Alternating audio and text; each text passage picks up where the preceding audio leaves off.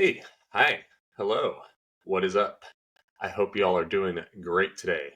I have not posted for a while, and for that, I want to apologize. And while I'm sitting here getting apologies out of the way, I will issue one to myself for being an asshole. To myself. See, I haven't posted for a couple weeks because I have been in a lull. I've been depressed. I haven't been productive. For whatever reason, I haven't had a lot of juice mentally, physically, or emotionally.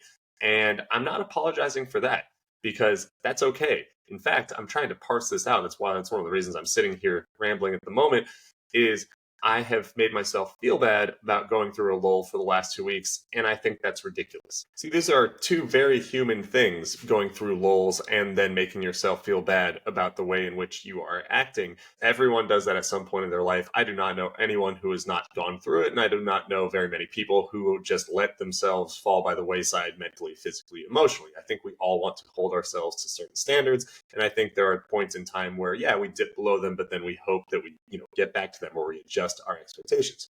The issue I'm having is that I am currently 6 months into cancer treatment in what I would qualify as a throwaway year that I have designated because I was diagnosed with cancer 6 months ago. I've been diagnosed with cancer 3 times in the last 7 years.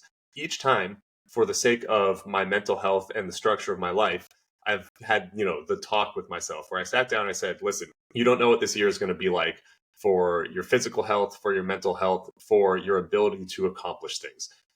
Whatever it is you're concerned about in terms of making progress in the non-health world, whether that's my job or sports or socializing or projects that I'm doing, I have decided that like each of these years, those things don't matter.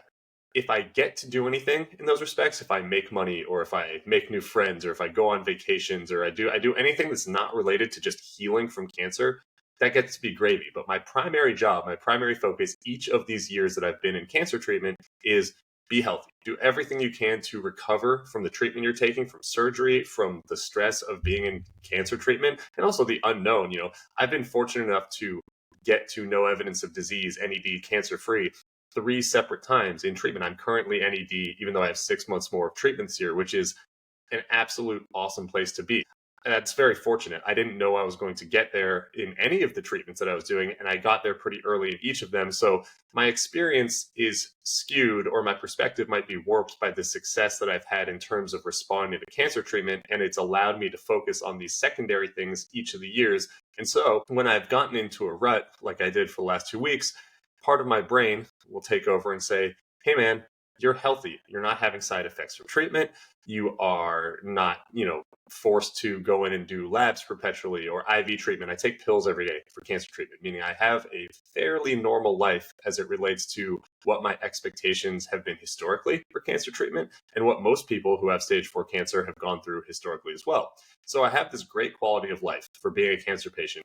And all of a sudden, it is moving the goalposts that I set 6 months ago to where now I'm beating myself up for being depressed for 2 weeks, and that's bullshit. Because, like I said earlier, it's a very human thing to experience depressions or lulls or unproductive periods. And for whatever time period that you go through these, they usually have some relativity to your baseline expectations. And if mine have been go through cancer treatment and try and be as healthy as possible over the last 6 months or really 2 years. In fact, that's one of the things that snapped me out of this lull into doing anything, aka recording this vlog, is that I saw a calendar notification on my Google Calendar that said, hey, 2 years ago, you were diagnosed with stage 4 metastatic melanoma, the recurrence that kind of prompted me to start talking about my experiences in the first place.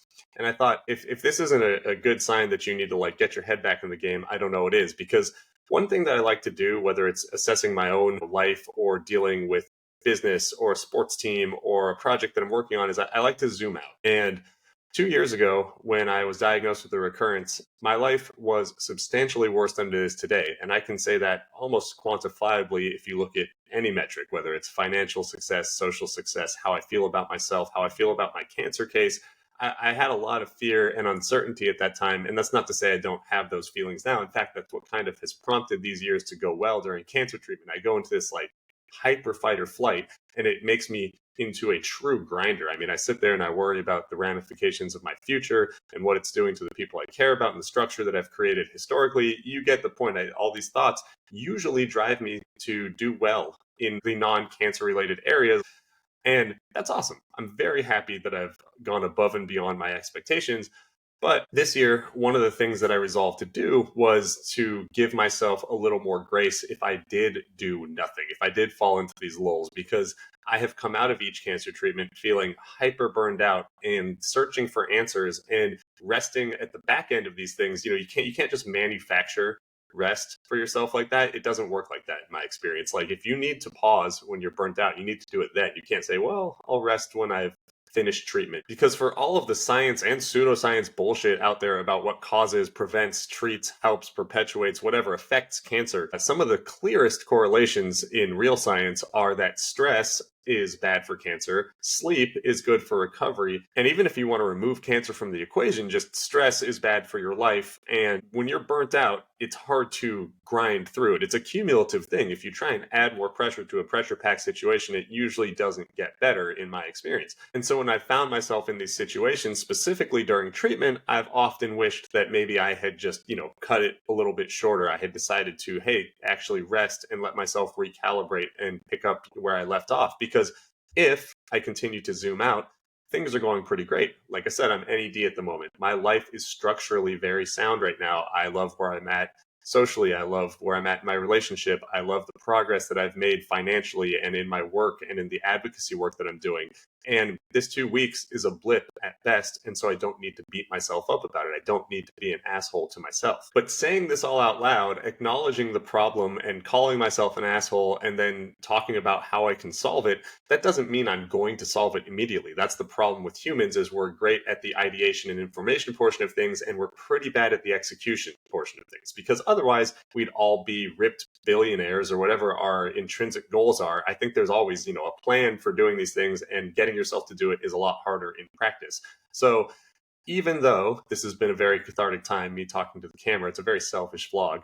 I still have work to do if I want to recalibrate my expectations, if I want to zoom back in and say, okay, I have this more healthy time period than expected during treatment, but it doesn't mean that I need to push my limits too much. I still need to be willing to say, this year is a cancer treatment year, and this is still gravy if I get things done. And in that vein, maybe I should just focus on the basics, work within the existing structure that I have, and take the path of least resistance for things that bring me joy. Talking about my experience with cancer, even though it's a dicey subject, sometimes it brings up conflicting emotions, that seems to be something that helps me a lot, and it's not very difficult for me to do. So I should go back to posting more. Similarly, getting in the gym to play basketball and working on my body, that makes me happier than anything. And me pouting and, eating poorly and sleeping poorly to stop myself from doing that is pretty self-destructive. Those are easy things that I can change. Again, I'm just saying this out loud to maybe hold myself a little bit accountable and point myself in the right direction, and we'll see if it actually happens. In fact, I'm going to try and put part of that plan into action as soon as I'm done recording here. I'm going to go get some shots up at the gym. That almost always makes me feel better. If you're still watching, know that you've made me feel better, because we're connecting. That's what this vlog is for. Me sitting here and blabbing about my experience as a cancer patient isn't necessarily a one-sided thing. In fact, the feedback that I get from cancer patients and their loved ones is a big part of why I continue to do this. I know that while I can get the catharsis for myself, it wouldn't be the same if I was just talking to a wall. And I do think that these conversations are difficult enough and vulnerable enough that if I can help start them for other people, it makes me feel like I'm doing some good in the world. So once again, thank you for spending your time watching this vlog, and I will be back at you with another episode, hopefully sooner than the last 2 week lull that I had. Talk to you soon. Bye.